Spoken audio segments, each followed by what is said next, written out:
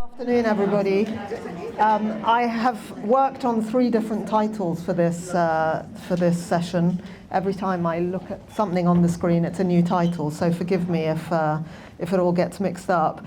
I'm going to stick with the overall theme of the day, which is you and your relationships, which sounds simple enough until life reminds us that relationships are rarely simple, and especially the ones we have with ourselves. We're continuing the conversation about what happens when life changes in ways that we didn't plan, and how rebuilding from within rebuilding from within reshapes every relationship, whether that's with our partners, our families, our work. You will hear from someone with lived experience, another example of a woman who rebuilt her life after a major personal rupture. We've heard from 2 or 3 of those today. A consultant psychiatrist who help us understand what's happening in our minds and bodies during times of upheaval, and a coach who works with women to build resilience, clarity, and confidence going forward.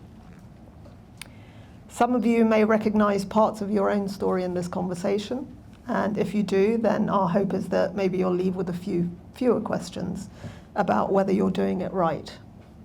So without further ado, I will introduce our wonderful panelists. Alex Webb, sorry, I'm going to read this because my hormones or my HRT hasn't worked as well as Kate's, and so I will remember nothing unless I read from a piece of paper. Alex Webb is a business and leadership behavior consultant and an international best-selling author. Starting her career in education and teaching, Alex has had a mixed career within events, sports TV and media, entrepreneurship and technology. She has worked alongside one of the dragons from Dragon's Den, learning the basics of building and growing a business. Using these skills and her experience in the events, sports and business worlds, Alex focuses on developing leadership skills and high performance, motivating and inspiring leaders to be confident in both who they are and what they do wherever they are on their career journey. Co-founder of the award-winning Resilient Women Leaders, which has got a little trademark symbol next to it. Alex enjoys working with individual women leaders, delivering in-house women-only client programs and open programs. And through Flying Start XP, Alex supports those in early careers, enabling employability and accelerating skills so they add value into business from day one. Dr. Enone McKenzie, my colleague, is a consultant psychiatrist who works with adults at the Soke. She specializes in supporting women's health, particularly through major life and hormonal transitions, and looks at well-being through a whole person, mind and body lens. Her approach combines evidence-based psychiatry with a deep understanding of how stress, trauma, and hormonal change affect emotional health, especially for women in perimenopause and menopause. She is also head of Soke Women, a specialist service focused on women's mental well-being across life stages, and her work is deeply connected to helping women rebuild emotional stability, self-trust, and healthy relationships after periods of upheaval. Bels Tyrwhitt-Drake is a 52-year-old mum of 3 teenage daughters with whom she lives in Surrey. Having spent her 17-year marriage as a stay-at-home mother and running a small online clothing business, Bels's marriage ended unexpectedly in 2022, turning her world upside down. She quickly realized that she needed to reshape her future, not just in terms of the loss of the family unit, but also financially and emotionally. She returned part-time to her early career as a PA and then discovered an incredible flexible working opportunity in travel and marketing, which has given her not only the financial security she needed, but also the strength, confidence, and power to take control of her and her daughters' futures. Thank you all for being here. Bels, I'm going to start with you first. Tell us what happened in your life. Take us into your story, how it collided with the stage of life you were in, and what changed inside you and the moment that you realized there was a beginning of a new life. Thank you, and gosh, feeling a rush of emotions, so excuse me if I falter a little bit. So I've had a fortunate life. It hasn't been without its trauma along the way. And I then married into a wonderful big family. I didn't have my own parents. They died when I was in my 20s. And we lived in a beautiful home as a family, my 3 lovely daughters, and had this wonderful, amazing, huge family around me. And I thought my life was all mapped out. We had financial security, and I thought I knew where I was going to sort of, spend the rest of my life. And it didn't mean that I wasn't struggling a little bit in marriage. I did have big trust issues around fidelity for various reasons, and my marriage fell apart 3.5 years ago when I found out that my husband had been having an affair for 7 years, and it completely blew my world apart. I found myself age 49 thinking, oh Christ, this is history repeating itself, and I'm following the path that my mother followed.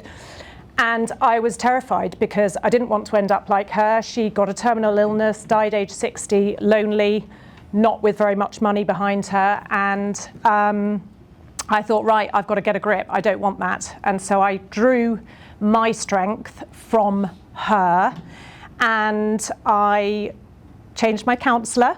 I had some life coaching, and I learnt so much more about myself and realised that actually I was being given the opportunity to reinvent myself, to draw from the strength that I had built up internally over many, many years, and actually just find myself again. And that's what I have done and am continuing to do.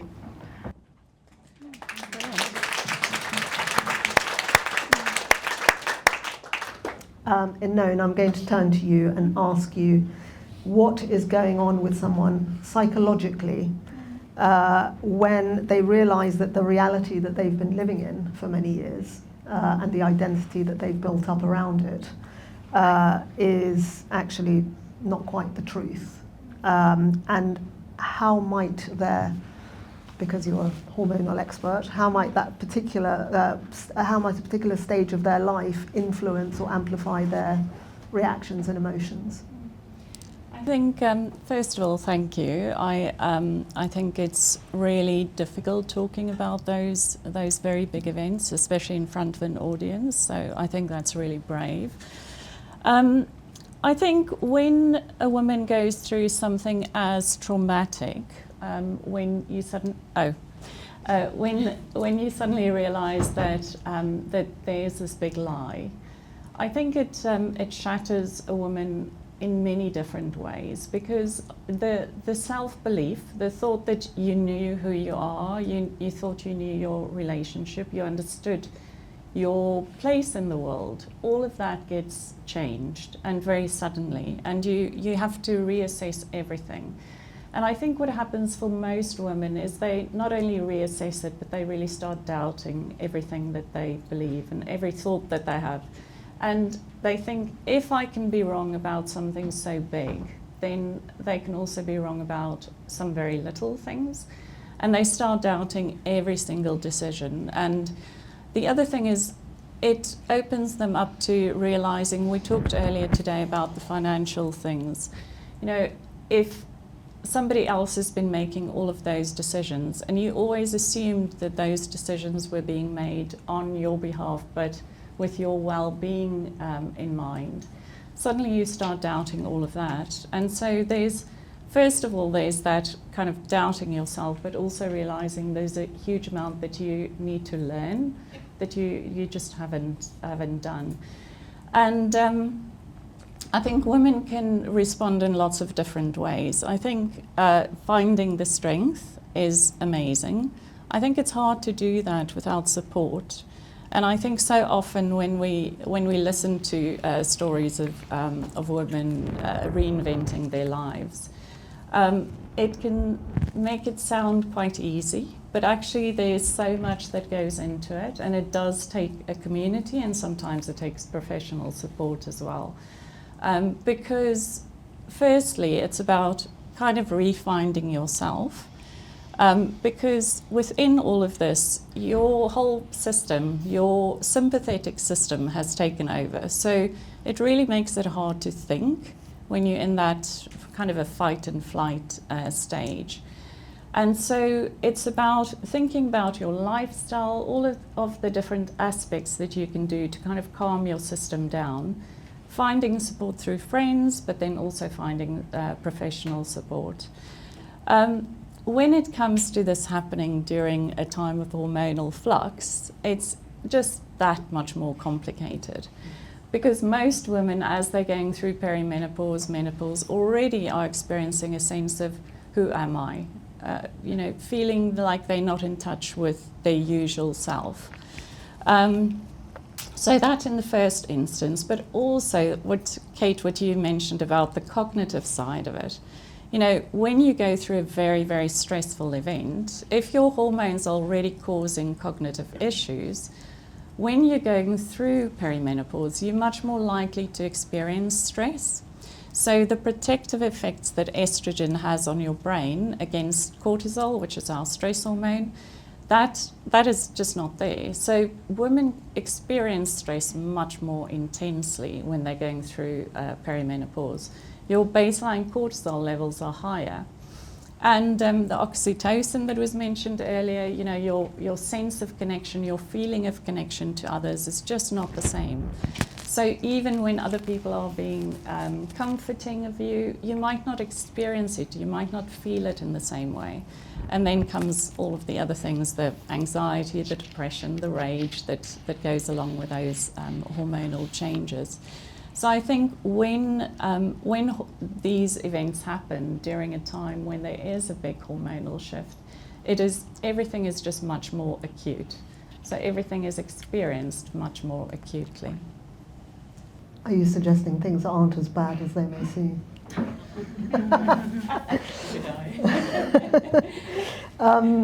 Alex, we've sort of heard about some fairly extreme cases, and we'll stick with those where people have really had the rug pulled out from under them. And we're talking about people who are having to rebuild their lives emotionally, financially, logistically, and emotionally the way that Enone has described, they're really sort of depleted. Where do you start as a coach? How do you start?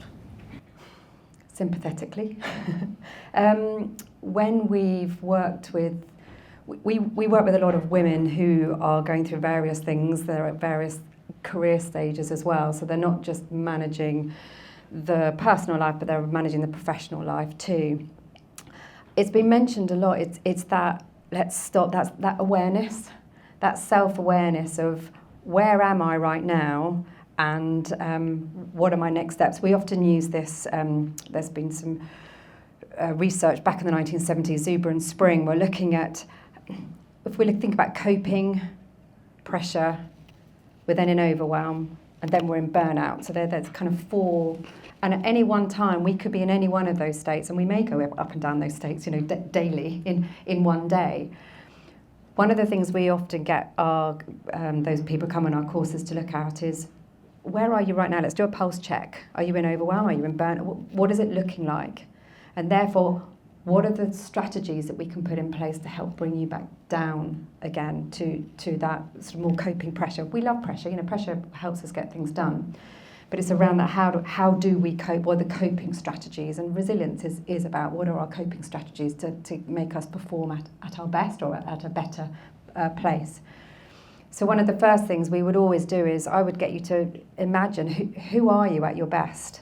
When you imagine you, and it could have been back when you were in your 20s or 30s and you were high performing, because we know that imposter syndrome, imposter thinking increases as we go through our careers for various reasons, hormones thrown in as well, that the inner narrative is not very helpful for us. So if we could help you imagine, who are you at your best? What are you doing? Who are you with? What are you experiencing? What are the strengths that you're using? We can help you get that visual picture of that person you are, maybe have been, or even want to be. And when you can have that visualization is very powerful. We use it a lot in sports coaching, that visualization, because it connects the neuro pathways to actually make the body think that we're actually there and we've done it. So we do a lot of work about who are you at your best, and we'd start looking at your values and your beliefs. I know Veronica was talking about beliefs earlier. What are your beliefs that could be helping you, and what are your beliefs that could be hindering you? So they would be our kind of our starting process. And actually on Friday I was working with a colleague. She's a L&D professional, and she's just lost a niece through a fatal car accident, incredibly sad. So she's going through grief. And I haven't really dealt with grief very much, but I went back to, okay, who are you at your best? Remember that picture that we've got. Right, what's the one or two things you are in control of now that's going to help you be nearer to that best? And we just said, so then let's just focus on those two things. And it was literally, I'm going to do some exercise because that helps me think and get things through. And I'm going to drink lots of water. Really simple things that she was in control of, but it meant that she was going to sort of keep that healthy. It was something for her, and she needed something for her so she could start getting back to her best. I do want to come back to the subject of what we can and can't control. But in the meantime, I want to dig into a little bit about this sort of change that happens, and sort of going back to your best self, which people may not have seen for many years, and how you manage all the relationships, because suddenly you can become somebody that people don't recognize. And I think especially in your case, Bels, you had two girls, and you were going through this sort of period of self-discovery and reinvention, whilst presumably wanting to stay a constant and a familiar presence for them. So how do you navigate that? And if you have any comments on also other relationships in your life which may have been affected by the change in you, how that's sort of managed? Yeah, sure. Sorry, I think I've got over my emotion now. But I think that, again, actually, I have drawn from my own experience. My parents got divorced when I was a teenager, so pretty much the same age as my three daughters. And as soon as my marriage ended, I thought, right, I am not going to do what my parents did, which was divorce badly, and played it out in front of myself, my brother and my sister. And it was very detrimental to me. My mother used to, all of her anger, emotion about my father, she would sort of pour out to me and talk to me for hours about, and I shouldn't have had to listen to that age 14 and 15. So with my girls, I thought, right, I'm going to give them the best divorce experience I can. And so I kept my feelings towards their father to myself. And I just thought the best thing for all of us, not just them, but for me and my husband, was actually to have an amicable divorce. And we managed to do that. And so my girls knew what trauma I was going through. I didn't hide it completely, but I like to think I got that right balance, and sort of encouraged them to continue to have a really good relationship with their father. It took a while with my eldest. She didn't speak to him for 18 months, but I was the one that was instrumental in encouraging her to have that relationship with him. And at the same time, I was sort of trying to find myself again. And actually, listening to what Emma Sales said earlier about being unapologetically selfish, I actually found myself feeling quite selfish at times and thinking, I'm going to go on a date tonight, or I'm going to go away with some girlfriends for the weekend. I'm not going to worry about the fact that the girls are coming home from school for the weekend. They can go and stay with their father. I've still got to put myself at the forefront a bit more, because I knew that for me to be strong and to reinvent myself was going to be important for them, and definitely a lesson to them as they're growing up, to realize that actually there are so many things that you've got to take responsibility for as you grow up, and that's your financial situation. You know, that is your health, that is the relationships, and I think building resilience through difficult times. And I look now at my girls and I think they've all had a little bit of counselling in the beginning. They have learnt to be pretty resilient, where a lot of their friends have never had to experience anything difficult before. And so even though we've all been through a really difficult time, I feel that they are going to be well equipped in the future to deal with difficult situations as they arise, because they will do. It's inevitable. And are there aspects of you that are unrecognisable to them, that inspires them or makes them outrageously angry? Well, I got a text message this morning from my daughter, my middle daughter. She's away at school, and she just said #ProudDaughter. Good luck today. And that means a lot to me. And I was the stay-at-home mum, and I'm sure a lot of people here will resonate with this, is that when you're a stay-at-home mum, you put everyone else first. Everything is about them, and you're at the bottom of the pile. And I was a people pleaser, and to the detriment of myself. And so now they've seen me probably swear a bit more. I have a lot of fuck it moments. And I just think, do you know what? This is me now finding myself, and I feel so empowered by that. And I love the fact that my girls are seeing it, that mummy isn't just the one that does the laundry. She's now found an amazing career that she's absolutely passionate about, but I still fit it in around them and our family life. And they see me taking control of our family finances, and I know they're proud of me, and they do actually tell me from time to time that they're proud of me, and I just think, well done me, that's a good job done as far as I'm concerned. Absolutely. Enone, from sort of looking at it from the children's perspective, what is this doing for them in terms of building their sense of resilience and self-worth when they're seeing an example like this, like Bels? I think you answered that really nicely, because I think exactly what you said. When children see a parent who goes through a really difficult time, what they want to see is they want to see that it's survivable. So, that whole thing about, I've got a parent going through a really hard time, but they will survive it. And so it is that having a balance between what you let your children see, so that they can see you're not pretending to just be okay, and at the same time, once you go through it, that actually you can thrive again.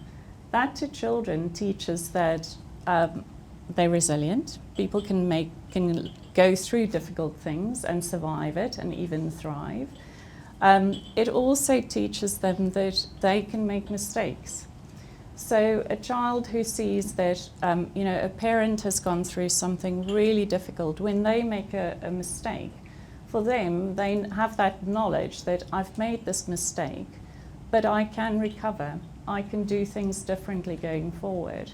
And so, what you said about that your kids are really resilient now, I think when they see that example, it really builds their own trust in themselves, and it makes them less scared of when things go wrong for themselves. Because as you said, inevitably it will. In life, things just do go wrong. And so I think from a child's perspective, that's really helpful. I think again, like you said, for girls, seeing a mother go through this and taking charge, and actually even asking for help, your children seeing that you're asking for help and getting help is also really important, because they have to learn that when they go through a hard time, they sometimes need to get help as well. And that might just be speaking to a friend, it might be asking a teacher, it might be asking their parents, or it might be actually getting professional help. But actually, that help is available is a really important lesson as well. And I think for boys to see that a mother can also take on this role and be a very powerful presence in the family, instead of the traditional of dad is making the decisions that happens in a lot of marriages. Dad is managing the finances. Dad has got the big job. Actually, to show that these things can be much more balanced, and that's important for them, taking that into their future marriages as well. Alex, I want to ask you about occasions you may have seen where this sort of self-discovery or rebuilding may have had signs of being counterproductive, or when or perhaps when a sense of being highly self-aware could actually be highly self-justifying. Do you come across situations like that? Yeah, and it's interesting, and I know we've heard Bels' story in terms of, and we're, if you are going through a divorce or there's those types of things going on, a lot of the women we work with are those women who also have mum guilt because they're at work and they're trying to juggle everything and they're trying to be the perfect mother.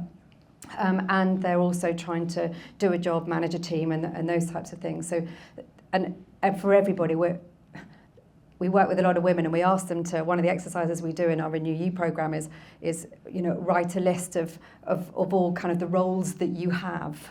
And this list goes from, they'll often put the parental ones first. Obviously, taxi driver comes in there quite a lot if you've got kids. Washerwoman, we had the COO and things like that. They all come in there, and it's like, well, where do you put yourself? And it is always at the bottom. Through the programs that we do, we run and the coaching that we look at is when you understand we all have individual needs. We all have individual needs, whether we want to be included in things, that need for belonging, because we need that oxytocin. We have that need. We also have a need that some of us have a higher need that we want to be in control of things or manage stuff or manage our own expectations and have our own goals and meet those goals. And also we have that, we have a need for openness as well. So having those relationships, there's many different needs. But if we know if we're more aware of who we are, what we do, what our strengths are, how we impact others, how we show up in our lives, whether it's professional or personal, if we're aware of that, we can then start doing something about it. And where it can be helpful is that we can then start removing some of that guilt and saying, actually, I know for me, I realised I was a better mother if I went out to work. I knew I was going to be a rubbish stay-at-home mum. So I needed that purpose because one of my values is purpose, and I now know that. So that awareness helps you make better decisions for where you're spending your time. I'm also a keen netball player, always has been. It's been part of my life as a player coach. And I've gone back to playing social netball on a Monday night, and I'm like, God, this is my night. And I've gone back because I need that. And it's not just the sport and the exercise, because I do that on my own back. It's the community, because I also have a high need for belonging. And I have an amazing community of women.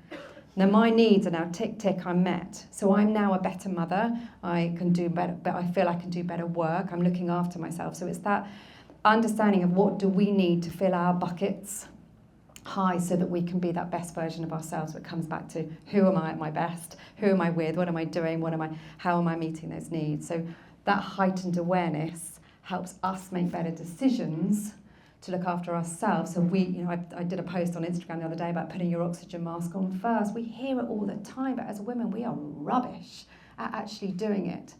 So one thing I would, if you wanted to go and find out a little bit about what's stopping you, like what's sabotaging you, if any of you have heard of positive intelligence, it's run by Dr. Jamin. Positive intelligence, if you look up positive intelligence questionnaire, it's a free online questionnaire, it's all free, and you can find out what your top saboteurs are, people-pleasing being one of them, hyperachiever being another, things that get in our way. And once we recognise that, we can remove a bit of that resentment, frustration and guilt that comes along with it. So that is definitely if you want to find out a little bit of awareness and at no cost, then positive intelligence questionnaire is a really good place to start. I'm conscious of time. Sarah, Fred, can I ask one last question of all the panellists? Yes. One question to all three of you, so you can take turns as you see fit. For those who think that it might be too late or too hard to begin again, what would you want them to know? Start with self. There's loads of people in this room who are helping you become more aware, but pick somebody, go and find something, just go and do something. I was just chatting to Lisa at the break, and we were saying women are rubbish, aren't they, at actually doing something to support themselves. We don't want to spend that money. So pick something, get that awareness from somewhere, and just take that step. You are worth it, as I can't remember the brand is that says it. Okay, you are worth it. And if you can take that control, what are you in control of? look at your own development. Leadership, we talk about leadership all the time. It's personal leadership as well as professional. We always talk about leadership as a lowercase L, not the capital L. You are a leader of yourself and others. Everyone is a leader because everybody influences someone. If you want to lead yourself better and have coping strategies when you go from pressure to stress, as we all do, then you will be able to make better decisions. We call it more resilient decisions. You'll show up how you want to show up. You'll have the tools to be able to get you back down so you can get back to that high-performing self, whatever that looks like. So invest in yourself.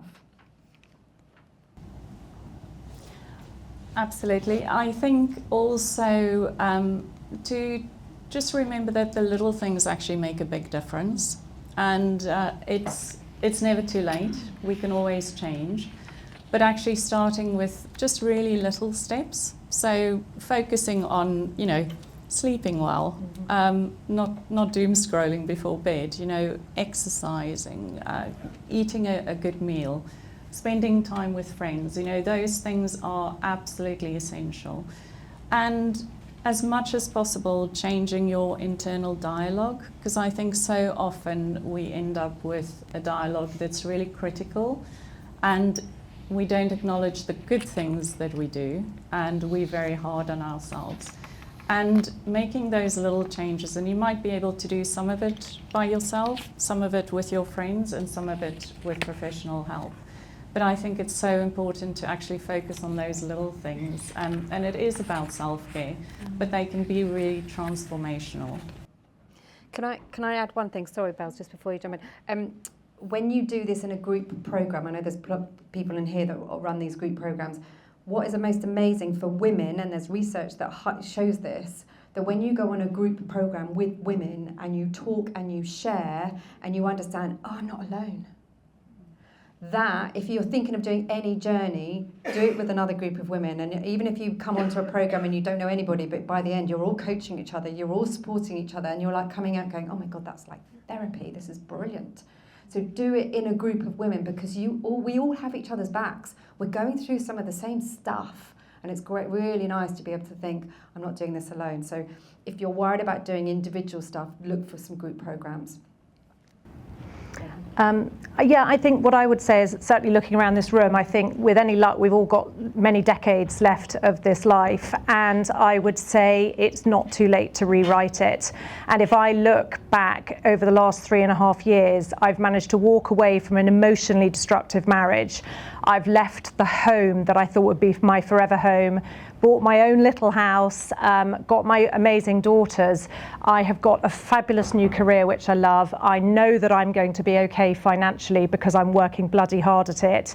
And also I've got an amazing man in my life who I met 18 months ago, and I'm actually really relaxed in that relationship now, because I know that I have the power to walk away if it doesn't serve me well. And I think that's something I didn't feel able to do previously. So it's not too late to rewrite your story, whatever that might be.